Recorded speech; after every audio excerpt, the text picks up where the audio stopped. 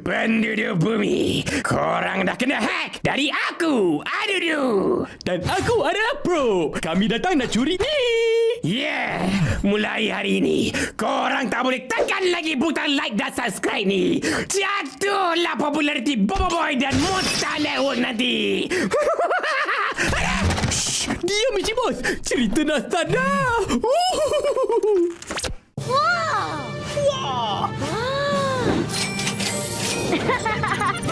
Nampaknya kita perlu kembali. Pelajaran teleporter?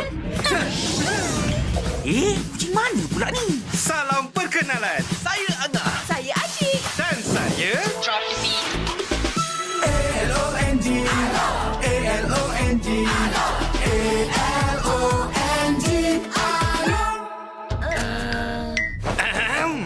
kami dari masa depan.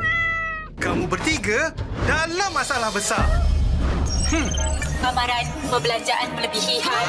Betul tu.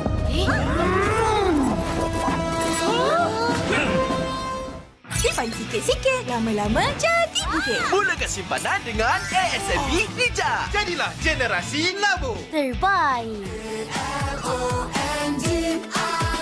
Papa, Papa, kawinlah hatiku. Bila gelisah, Papa ada selalu. Kasih sayang diberi padaku. Papa bawa Fenleaf Special. Fenleaf, kebaikan nutrisi untuk setiap generasi. Boleh tidak menunjukkan kekuatan. Sebaliknya, boleh hanya menunjukkan kelemahan. Kekuatan sebenar adalah lindungi kawan. Sama-sama kita hentikan budaya buli.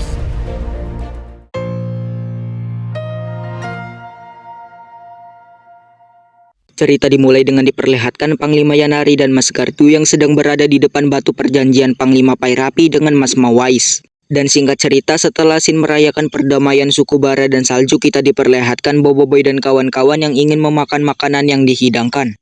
Dan singkatnya, setelah agenda makan bersama itu pun kita diperlihatkan scene Bobo Boy dan Fang yang sedang berbicara dengan Panglima Yanari dan Mas Gardu. Dan di situ Panglima Yanari dan Mas Gardu berterima kasih dengan Bobo Boy dan semuanya, karena hal itu pun membuat mereka bisa merasakan hidup yang aman.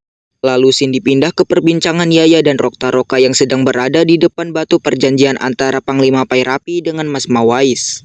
Dan di situ Fang yang berhasil menemukan tempat ruang bawah tanah yang ada batu perjanjian pun Rokta-Roka menceritakan tentang batu itu yang ingin diberitahu oleh semua puak Bara dan Salju. Tapi malangnya Panglima Pairapi dengan Mas Mawais tidak sempat memberitahu kepada puak Bara dan Salju. Tambahan lagi, karena adanya Pak Bato, puak Bara dan Salju pun terperangkap dalam peperangan selama 100 tahun. Karena jalan untuk ke ruang bawah tanah telah dia tutup supaya tidak ada orang yang tahu tentang tempat itu. Lalu kita diperlihatkan scene Rokta-Roka dan Rokia yang tampaknya saling jatuh cinta. Dan di situ Rokta-Roka bilang alasannya pergi ke planet Volcania karena tak sengaja melihat Rokia dengan cowok lain, yang padahal cowok itu adalah abang kandungnya Rokia. Singkat cerita, scene berpindah ke Bobo Boy dan kawan-kawan yang sedang mengamati sel kuasa yang didapat dari Pak Pato.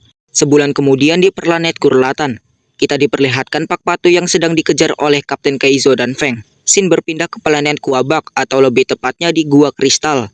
Di situ kita diperlihatkan Tokase yang sedang mengajarkan Bobo Boy cara melatih kuasa tahap ketiganya. Yang sepertinya Bobo Boy masih belum bisa mengendalikannya karena masih memiliki trauma. Dan karena Bobo Boy terlalu cepat putus asa pun Hangkase memberinya nasihat. Singkat cerita, scene berpindah ke planet Kurlatan di kota Terawangan atau di tempat persidangan.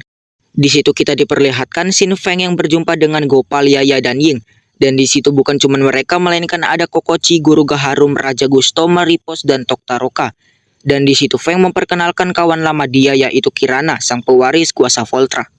Scene berpindah ke Kapten Kaizo yang sedang membawa Pak Pato. Tapi di situ Pak Pato yang sempat melepaskan diri sejenak pun langsung mengaktifkan salah satu robotnya. Scene kembali ke kamar persidangan. Di situ ada Kokochi, Maripos, Guru Gaharum, Rokta-Roka, dan Raja Gusto yang sedang menyimak dari perbicaraan Kirana yang mengusulkan kalau Tapops dibubarkan. Tentu saja mereka yang mendengarnya pun ikut terkejut karena Tapops adalah pelindung galaksi yang telah banyak menyelamatkan planet-planet. Tapi tiba-tiba ada seseorang yang melempar bola asap ke ruang persidangan dan tidak lama kemudian datang robot-robot yang mirip robotnya Pak Pato. Dan di situ Gopal, Yaya, Ying, dan Feng pun bergegas untuk melindungi mereka. Tapi saat mereka sedang sibuk melawan robot-robot Pak Pato, tiba-tiba Maripos terlempar karena diserang robot yang lebih kuat. Dan robot itu adalah robot Satriantar, yaitu pengguna asal kuasa Voltra. Dan sepertinya pun mereka kesulitan untuk melawan robot itu. Scene berpindah ke Papa Zola dan Kuali yang sedang berada di bawah pohon akuat yang sudah berbuah dan juga sudah jatuh. Tidak lama Bobo Boy, Tokasa, dan Ochobut pun datang dan mereka senang karena pohon akuat sudah berbuah. Tapi tidak selang lama Gopal menghubungi Bobo Boy untuk meminta pertolongan untuk melawan robot Satriantar. Tidak lama pun Bobo Boy datang dan langsung membantu mereka. Dan saat Bobo Boy sedang bertarung, dia terdesak oleh robot itu, tapi tiba-tiba Kirana datang dengan memberi Bobo Boy pedang Satriantar. Singkat cerita, Bobo Boy yang berhasil mengalahkan robot Satriantar dengan menggunakan pedang Satriantar, dan sepertinya di situ Kirana terkejut karena tahu kuasa sebenar Voltra sekuat itu.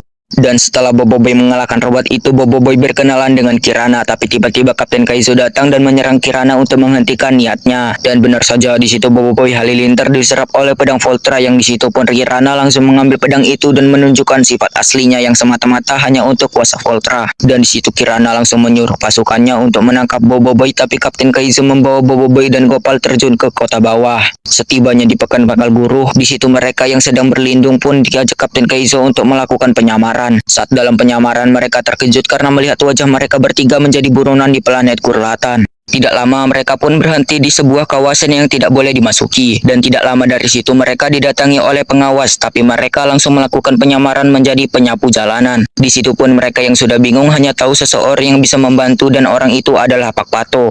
Setibanya di gudang Pak Pato, di situ mereka memaksa Pak Pato untuk memberitahu salah satu fasilitas rahasia di teras Guruh yang mungkin saja yang lain dikurung di situ.